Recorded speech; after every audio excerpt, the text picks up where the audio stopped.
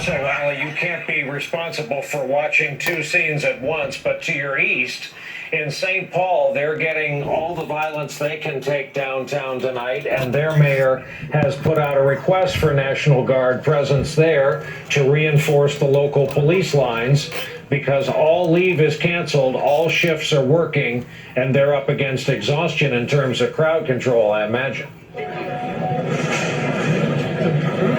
And we've got something, I just heard something happen behind me. The fire in the parking lot seems to have spread. What in the world was that? My God. Fencing has come down.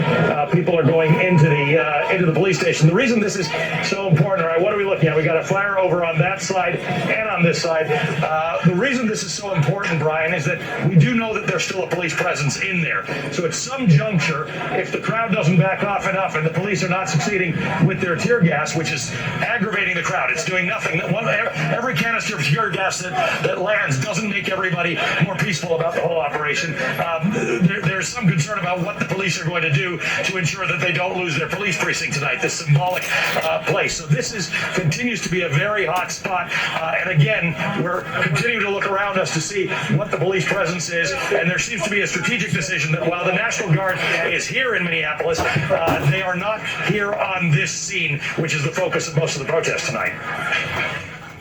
And I have to believe that Minneapolis Fire Battalion chiefs are watching this live coverage via us and all the local stations that are on wall to wall, aware of the fire encroaching on police headquarters.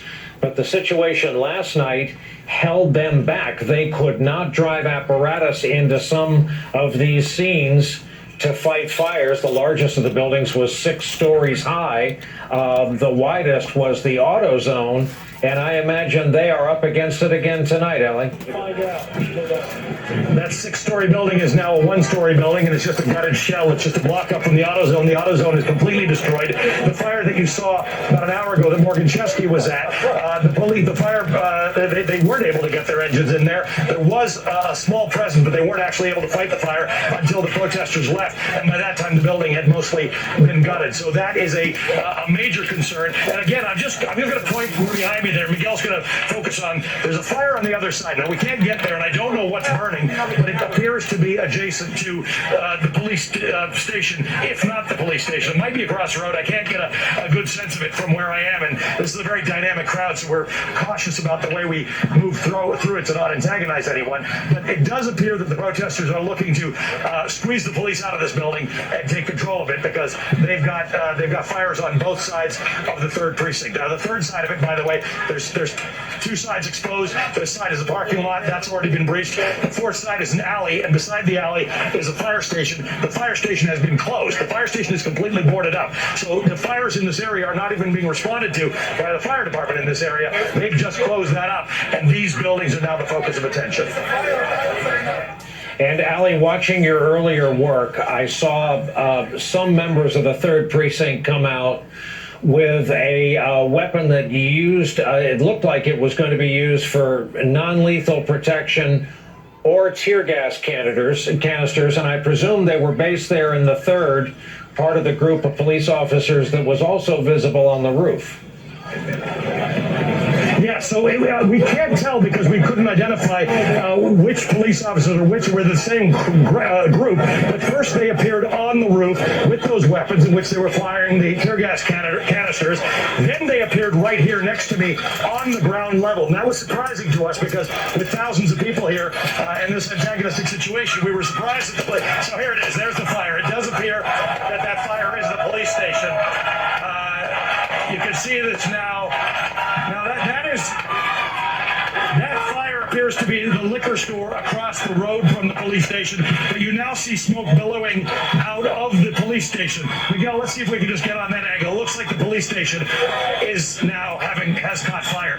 Ryan, it's a brick building. It's got 2 parts to it. The part we were standing in front of was the older part of the precinct. There's a modern sort of an addition to it over here, and there are flames coming out of it. The 3rd precinct Minneapolis police station is now on fire, Brian.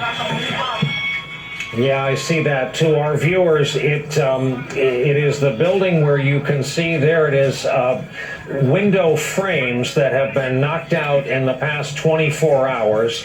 There's a stanchion that comes out at the entrance, and what appears to have been a fire set at the exterior, to Allie's reporting, may have spread to the interior now.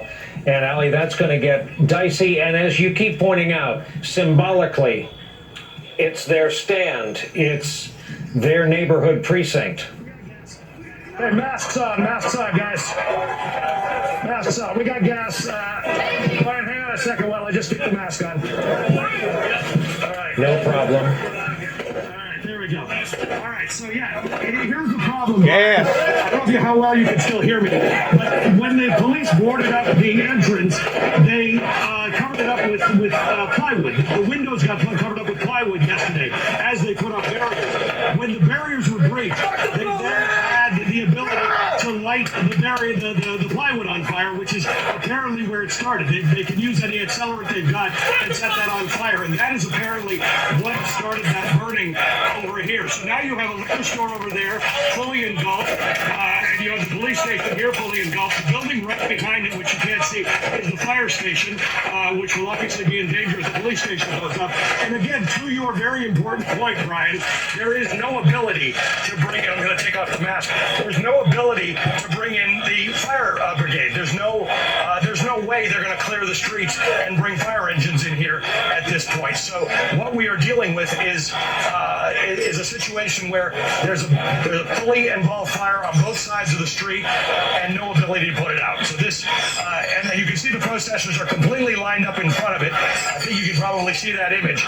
They are there celebrating symbolically that they have taken control of the police station. Now here's the question we don't have an answer to, Brian. We know there are, or were, to my count, I think at least 5 police officers that I could see. They might have been the same ones on the roof as were in the back. We don't know where those police officers are, but the front entrance, the main entrance to the police station, is now in flames. There's no sign of police, and there's more debris going on. There's firecrackers being put off by the protesters in all directions. They've lit firecrackers in the parking lot. You can see that. There's a police presence on top of the building. Miguel, you see that? There is somebody on top of the building, and we are hearing flashbangs. We're seeing smoke. Don't know if it's tear gas. And those are firecrackers that you're seeing being pulled off by the protesters, Brian. I will be amazed if Minneapolis Fire doesn't at least try to get apparatus in there. Think of what you lose when you lose a police headquarters.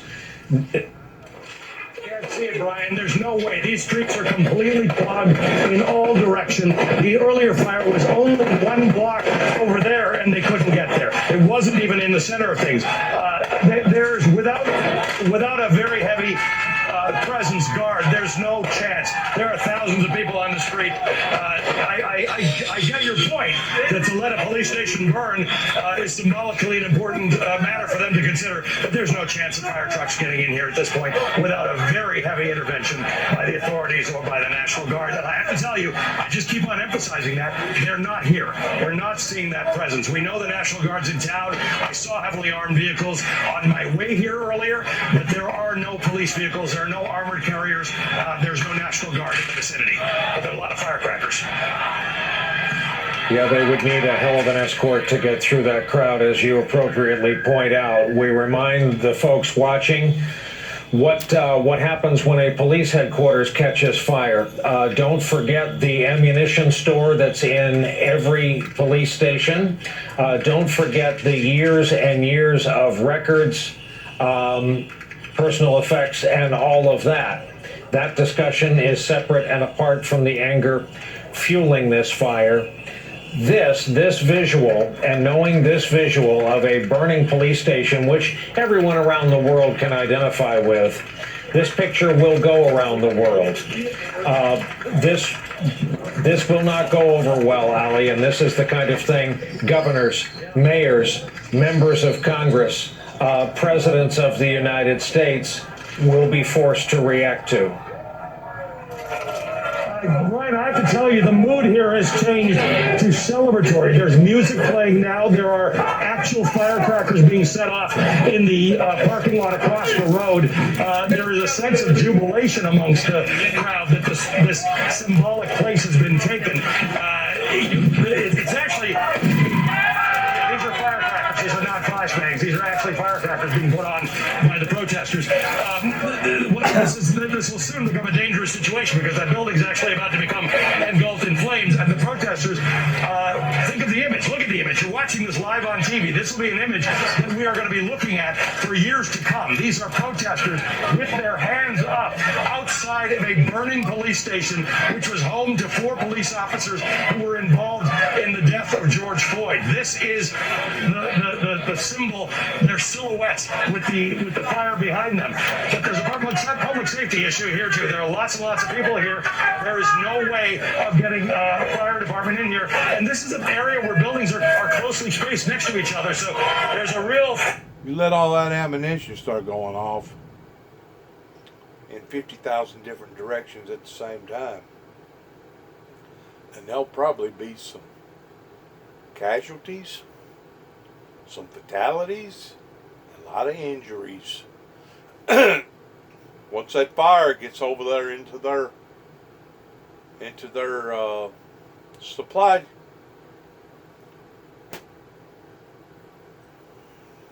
wow, it's burning all the evidence in the evidence room. It's burning everything. This is what happens, folks. Listen to me carefully. This is what happens whenever you antagonize the problem rather than dealing with the problem. This is what happens. We have now merged into over a 30-year period to where the authorities was supposed to have done the right thing, but they didn't do the right thing. They talk about peace, but in reality, white man speaketh with forked tongue, beginning right here in Northwest Tennessee. Some of the most corrupt human beings on the planet that is responsible for what you're looking at right now. Because they did not support the ministry that supported real peace. Not a so-called peace, but a real peace. That's the reason why we spent $7 trillion in the Middle East for nothing. Got back basically, didn't get back the bang for the buck. I'll put it that way. Beginning with the Bushes and the Reagans. That corrupt administration then has put us where we are now. In addition to 9/11, in addition to the Oklahoma incident, in addition to the Waco incident, in addition to the Ruby Ridge incident, in addition to all these other incidences that has occurred since 1988, this is putting us checkmate. Just like playing chess. So now, what is the authorities going to do? I'm supposed to be crazy, remember? I'm supposed to be a terrorist, remember? I'm supposed to be messed up in the mind. Remember? Remember? The crosses from over in Kenton, the Neals, the Sandersons.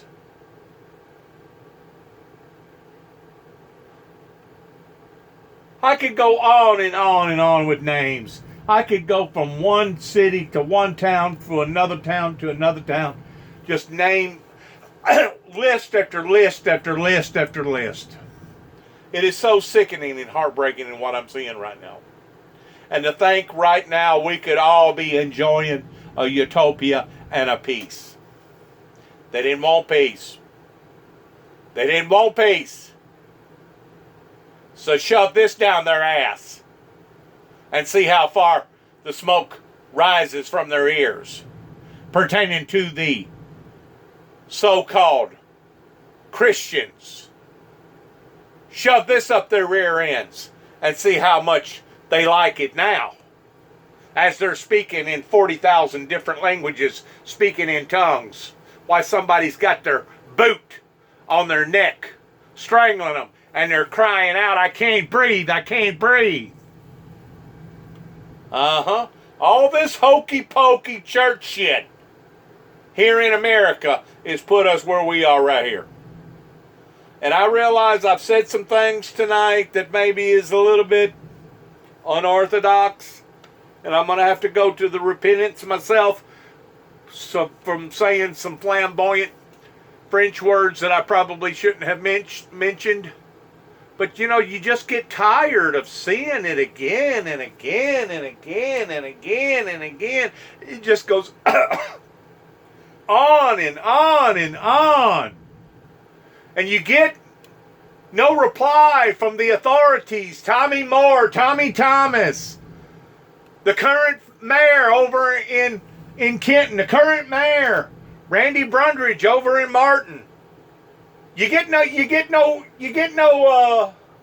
confirmation pertaining to what they done in Martin, Tennessee, towards trying to mark me up as me being a homegrown terrorist, charging me with falsifying files, and all the stuff that went on in Kentucky, and all the stuff that went on in Wheeling, West Virginia, all the stuff that went on in Washington, D.C.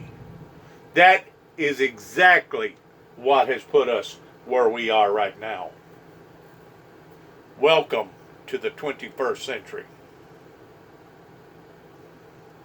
Here, that this fire over here across the road, Miguel, if you can just look at it. It's a heartbreak.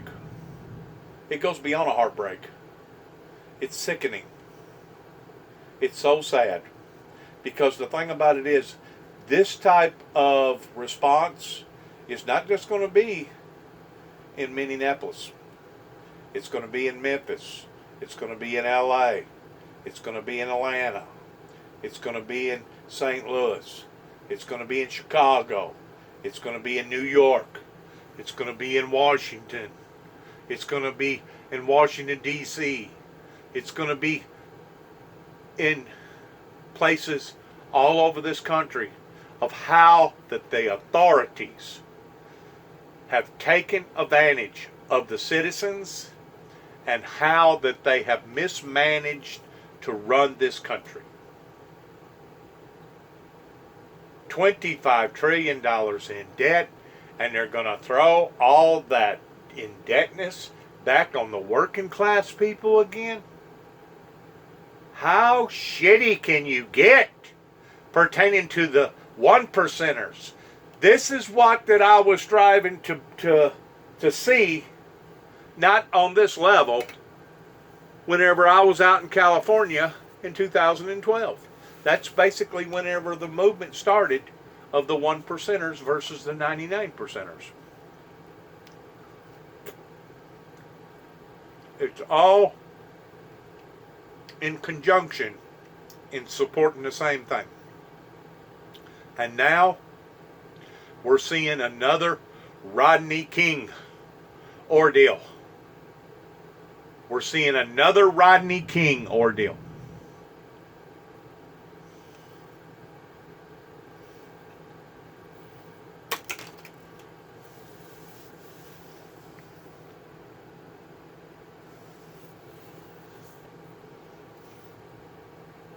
A liquor store, it now appears to be spreading. You're hearing them chant, George Floyd, George Floyd.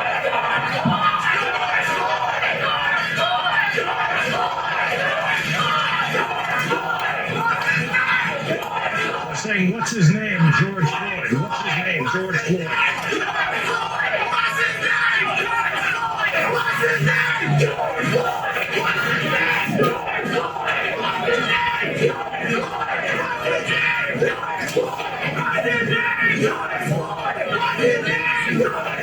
Go deeper.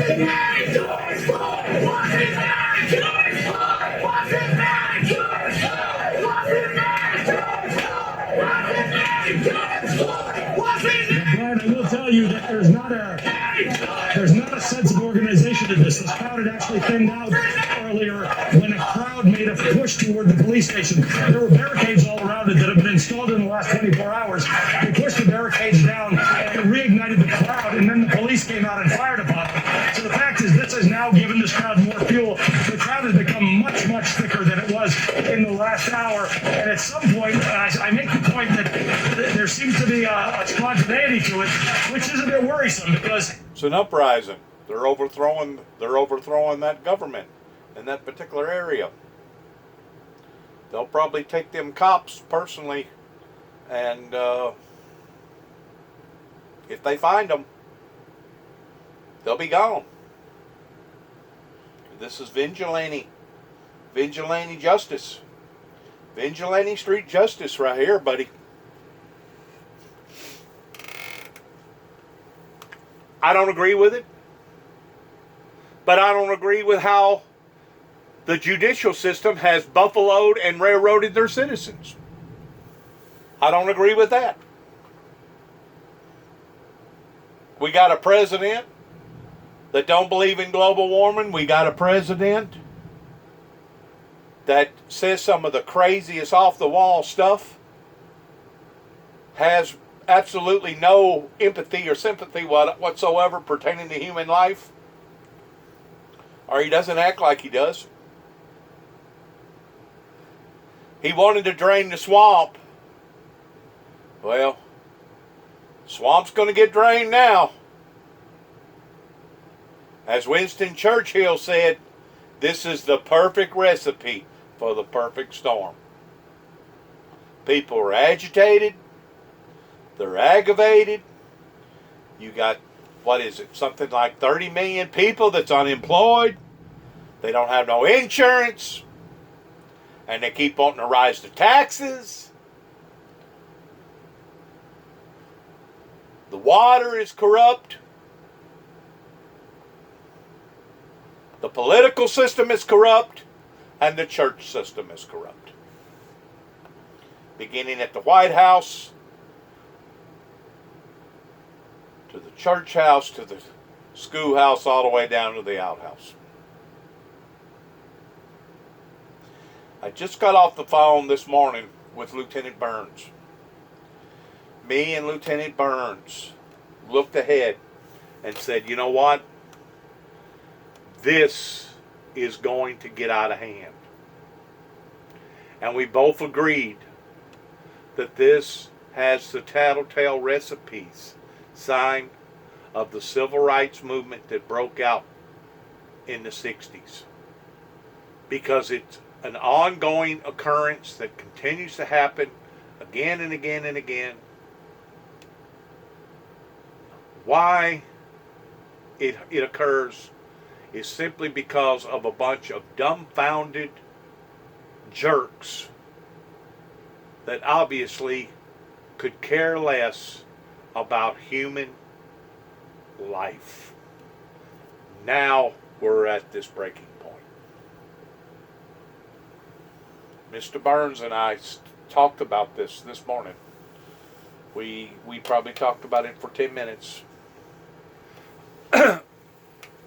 He was just as concerned about it as I was. In other words, we seen the red flags. We seen the red flags. And whenever their politicians got on TV this afternoon and talked about how that we was going to do this and we was going to do that and we wasn't going to rush to this and we wasn't going to rush to that, obviously it didn't go over too well with the general public. It is so sad. It is so sad. A sad day in history. And you know, I keep thinking to myself, well, it can't get no worse. Yeah. Whenever I projected, God spoke to my heart, said it's going to get worse. All right. Now we see how it's getting worse. The hurricanes didn't wake them up. The flooding didn't wake them up. The tornadoes didn't wake them up. The fires out west didn't wake them up. 9/11 didn't wake them up. Oklahoma City didn't wake them up. We'll see if this wakes them up, including the Rodney King riots. That didn't wake them up neither. There are now thousands of people in this tight area in which there are fires burning in a few places. And every now and then, when you do see the police presence, and at this point, for instance, what we've been seeing for the last 2 hours is gas canisters coming out. If a gas canister were to come out from the police station, it would land within 25 feet of us. That's about the distance that they've got from the police station. That would be chaotic at this point. So at this point, this becomes a bit dangerous. Now, you can see the crowd is quieting down quite a bit right now. So there's a lot of variation. There are people silently in protest with their arms up, but they are watching this moment. At this point, there cannot be more reaction. There cannot be no reaction from the authorities. What these people have been wanting to see is something more. The charges laid against those 4 police officers, they have not seen that. They've been unsatisfied. Now, with the burning of a police station, there are many buildings burnt last night. With the burning of a police station, the dynamic of this whole protest changes, Brian. I was actually on the scene outside, at least 2 major fires right behind him. Let's talk to an elected representative about what she sees in her hometown. Hodan Hassan, her district in the Minnesota State House includes part of the city of Minneapolis. She also happens to be a member of the Minnesota's People of Color and Indigenous Caucus, who this week called on state officials to file criminal charges against all of the officers responsible. Thank you very much for joining us. All people who love the city of Minneapolis and the Twin City of St. Paul feel similarly about what we're seeing on camera, but we also are following this municipal saga following the death of George Floyd. If you had a megaphone to speak to that crowd, Representative, what would you say tonight? Thank you for inviting me to this conversation. If I had a megaphone, I would tell the crowd to not burn down the city. This is my neighborhood. This is my city, and watching it in flames is very painful. But we also have to understand what has caused this rage and what has caused this anger. We all have watched the brutal murder of George Floyd. That was at daylight in the middle of, South Minneapolis. 4 police officers were involved, and what these people are asking is for these 4 police officers to be charged. I don't condone violence and destruction of property. I don't want my city to be destroyed. I don't want my neighborhood to be a war zone. But I also want to highlight that this rage and this anger, the root cause of all of this is these officers still walking free. People are just fed up with this injustice. We have seen it happen over and over and over. This has to stop. And I think that what these protesters are doing right now, everything is chaotic and out of control. But what the intent of this protest was to show our leadership, to show the city, to show the police leadership, the city leadership, that we have to do something about what just happened. Injustice. There cannot be another murder just buried under the books. But right now, what's happening is a heartache. What's happening is heartbreaking. And I want people to stop destroying our city, stop destroying our neighborhood. This is a neighborhood that's extremely diverse. This is a neighborhood that's poor. This is a neighborhood that it will take many, many years for it to build, to rebuild. So I am begging people to stop burning down our neighborhood and our city. And I am pleading with the attorney, Hennepin County Attorney General, to start the process of charging this man, because this is what will stop this madness right now and mayhem that's happening in Minneapolis. I'm just watching this from a distance, obviously in horror and sadness, as again, as someone who visits often and has great affection for your city. I was surprised at the Hennepin County attorney today. Apparently, he felt the need to correct at least one statement he made at the news conference. It was an elaborate event, 3-4 people coming to the microphone, a mic and a podium, various opening statements. Were you surprised that that's all it was, really? I'm not surprised, because this is not the first murder that happened. This is not the first black man that was murdered in Minneapolis. And Minneapolis has a history of police officers murdering black men and that being buried under the books. So I was not the least surprised. But I hope that Mike Freeman is watching what's happening in Minneapolis tonight. I hope he's, understanding the destruction and the demolition of public property and the terror and the fear that this is going to cause in the people that live in this space. This is not that far away from my home. I could see if I look at my window, I can see all the smoke. And this is going to have a huge impact in this community. I'm pleading with Mike Freeman to act right, and for once to do something right about and honor Black people's request of dealing with this injustice. We're tired, we're fed up. This is historical trauma repeating itself over and over. It's like watching the same movie.